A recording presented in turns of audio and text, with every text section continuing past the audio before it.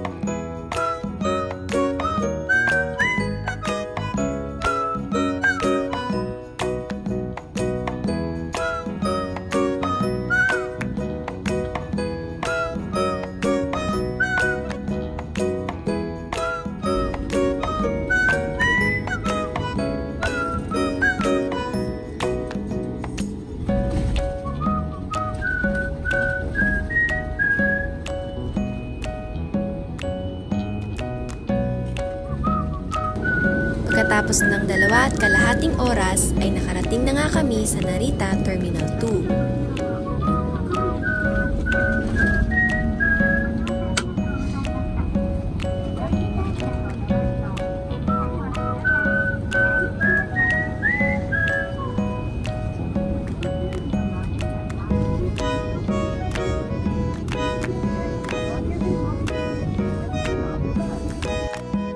Pagpasok namin ng airport ay tumambad sa amin ang mga na-stranded na pasahero due to Microsoft outage last July 19. Medyo kinabahan nga kami dito sa pag-aakalang makakancel din ang flight namin. Pero buti na lang na ayos na ang issue at na-push through na din ang flight papuntang Clark.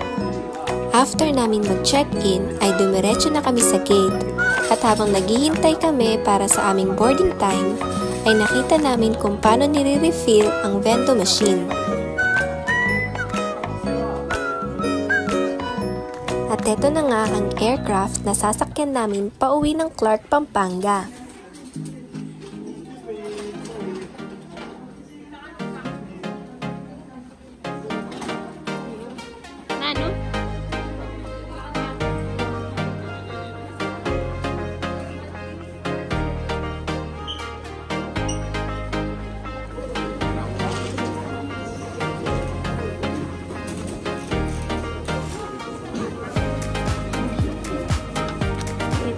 Sasakyan namin na aircraft. See you in a few hours, Philippines. Bye, Japan!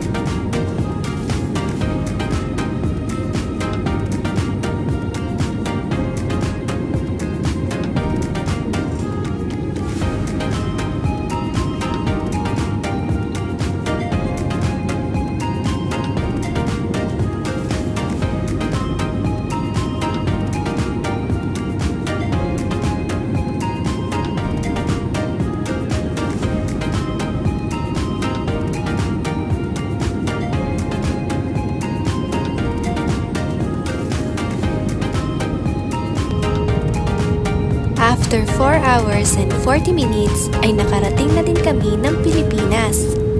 Dito nga ay makikita ninyo ang Mount Arayat.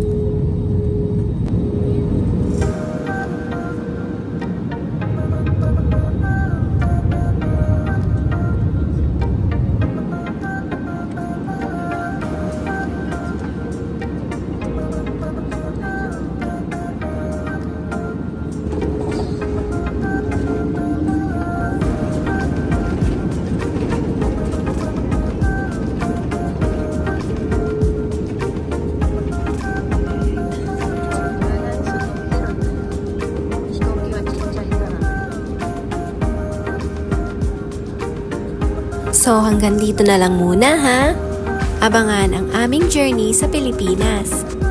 Thank you for watching minasang. Please subscribe, like, and hit the notification bell para lagi kayong updated sa aming mga new uploads. See you on our next video. Bye-bye!